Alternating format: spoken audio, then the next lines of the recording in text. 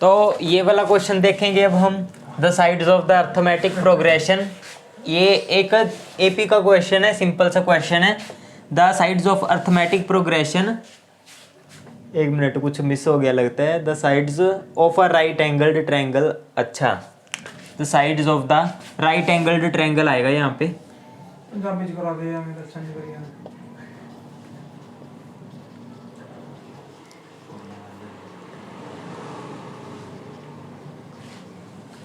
तो the sides of the earth right angled triangle are in arithmetic progression. If the triangle has area 24 then what is the length of its smallest side. तो वो कहना क्या चाहते हैं कि उन्होंने एक राइट एंगल्ड ट्रायंगल ले लिया, उसके अंदर फिर ये हमारे पास ट्रायंगल आ गया है राइट एंगल्ड, और इसकी जो साइड्स हैं वो एपी में हैं। और हमें जब कुछ लेट करना होता है, अगर तीन हमें एपी में टर्म्स लेट करनी है तो हम ऐसे लेट करते हैं, ए माइनस डी ए और ए प्लस डी। आप वैसे भी कर सकते हैं, आपका आंसर आ जाएगा। इससे थोड़ा सिंपल हो जाता है, कट कट आ जाती हैं वैल्यूज़। तो यहाँ पर हम देखेंगे जो हमारा हाइपोटेनियस है, आपने क्या ध्यान रखना है, उसको ए प्लस डी ही डालना है। ए प्लस डी क्यों डालना है? क्योंकि हाइपोटेनियस सबसे बड़ा होता है बाकी दो साइड्स के मुकाबले, ठीक है ना। तो इसको जहाँ मर्जी डालिए, इसको चाहे बेस मानिए, इसको परपेंडिकुलर, चाहे इसको बेस इसको परपेंडिकुलर, कोई चक्कर नहीं है उसका।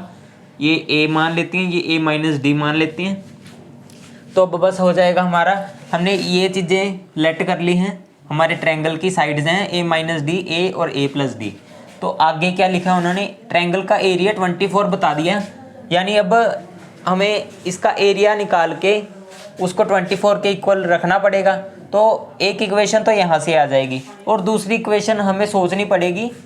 इसके बीच में रखी हुई है इक्वेशन, पर थोड़ा सा सोच के बाहर निकालना पड़ेगा। दूसरी इक्वेशन कैसे आएगी? दूसरी इक्वेशन उन्होंने कह दिया राइट एंगल्ड ट्रायंगल है, तो राइट एंगल्ड ट्रायंगल होने का मतलब उसके पास एक शुरू से है, मतलब एक चीज़ प्रॉपर्टी है, hypotenuse square equal to perpendicular square plus base square. तो बस अब दो इक्वेशन मिल जाएंगी, इससे एक मिल जाएगी और एक और चीज़ मिल जाएगी, half into base into height ही लगाना पड़ेगा, क्योंकि यहाँ से दिख ही रहा है, सीधा आ जाएगा उससे। ये half into base into height 24 दिया हुआ है।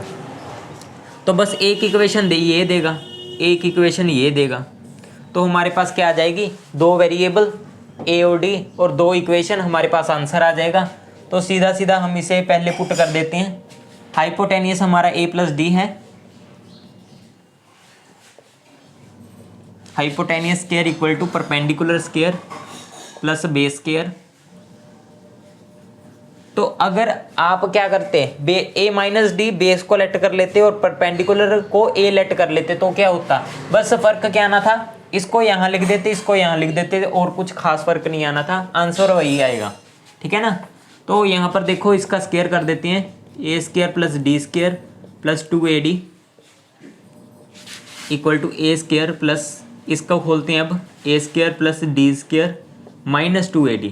अब मैंने कहा था ना इसका लेट करने का क्या फ़ायदा हुआ, ए माइनस डी से शुरू करने का क्या फ़ायदा हुआ, कि यहाँ पर देखो आपके सामने सीधा सीधा कट रही हैं वैल्यूज़। यहाँ पर ये वाला ए स्क्वायर काट दिया मैंने, कोई चक्कर नहीं है। यहाँ पर एक डी स्क्वायर जाएगा, ठीक है। तो ए स्क्वायर डी स्क्वायर और A square D square minus 2ad आया, यहाँ पर प्लस 2ad आया। A square is equal to 2ad बच गया। तो यहाँ से एक ए भी काट देते हैं, 4ad होगा यहाँ पर, सॉरी यहाँ पर 4ad आएगा। हाँ यहाँ पर ये प्लस हो जाएगा, तो यहाँ पर ये 4ad बन जाएगा, 4d। तो हमारे पास एक तो आंसर आ गया, आंसर नहीं सॉरी एक इक्वेशन आ गई, a इक्वल टू 4d, ठीक है ना। इसे 1 लेट कर लो। अब दूसरा इससे निकाल लेंगे, half into base into height, ठीक है ना। तो यहाँ पर a into A minus D equal to कितना दे रखा है, 24, क्योंकि इसका एरिया कितना है 24 है। तो अब यहाँ पर क्या करेंगे, अगर आप इसको बेस लेट करते, ए माइनस डी और ए घुमा दोगे तो यहाँ पर ये घूम जाएंगे, कोई ज़्यादा फर्क नहीं पड़ेगा। a इंटू, या इसे मल्टीप्लाई कर देते हैं, A square minus A D equal to 48, A square minus A D equal to minus 48 equal to 0। तो ए को 4d पुट कर देते हैं,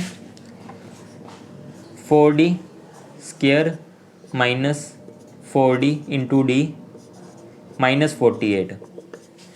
तो यहाँ पर आ जाएगा हमारे पास 16d square minus 4d square equal to 48, और यहाँ पर हो जाएगा हमारे पास 12d स्क्वायर इक्वल टू 48। 12 के साथ 48 गया 4 पे, और d स्क्वायर आ गया हमारा 4। तो अब यहाँ पर क्या होगा, d स्क्वायर हमारा 4 आया तो d प्लस माइनस 2 हो जाएगा, ठीक है ना। पर यहाँ पर हाँ चलो ठीक है, प्लस माइनस 2 लेते हैं। पर ये देखो आप, d अगर हम -2 ले लेंगे तो क्या फ़र्क पड़ेगा, यहाँ पर a पॉजिटिव होगा, ठीक है ना, क्योंकि लेंथ तो नेगेटिव हो नहीं सकती, a पॉजिटिव होगा और बीच में से हमने -2 कर दिया। ये हाइपोटेनियस होने की बजाय ये क्या बन जाएगा, ये स्मॉलेस्ट साइड बन जाएगा, ठीक है ना, क्योंकि ये सबसे बड़ा हो जाएगा, a + 2 हो जाएगा, ये -2 कर रहे हैं जब, ठीक है ना, और ये -2 हो जाएगा। तो ये हाइपोटेनियस तो रहा नहीं, और हमें इसे हाइपोटेनियस मान के चल रही हैं, ज्यूम करके चल रही हैं, तो -2 इसलिए रिजेक्ट हो जाएगा, ठीक है ना। रिजेक्ट करने पे कुछ ज़्यादा सोचना पड़ता है हमें। तो यहाँ पर d भी आ गया है हमारे पास, a निकाल लेते हैं, a = 4 × d, ठीक है ना, d 2 आ गया, a 8 आ गया। तो अब सीधा सीधा हमारा निकल जाएगा, d 2 है, a 8 है, तो अब यहाँ पर सीधा वैल्यूज पुट कर दो, a 8 है, ठीक है ना, 8 और a - d, 8 - 2 और a + 2 यानी a + d, ठीक है ना। तो हमारे पास क्या आ गया, 8 - 2 6, 8 और 10। हमने पूरा ट्रायंगल उन्हें बनाकर दिखा दिया, उसकी साइडें भी बता दी। तो ये होता है मैथ का फ़ायदा, आपको इतनी की चीज़ देंगे और हम उससे पूरी जानकारी हासिल कर सकते हैं, ठीक है ना। तो यहाँ पर देखो ये हमारा आ गया आंसर। अब कुछ मर्जी पूछ ले, हम निकाल देंगे।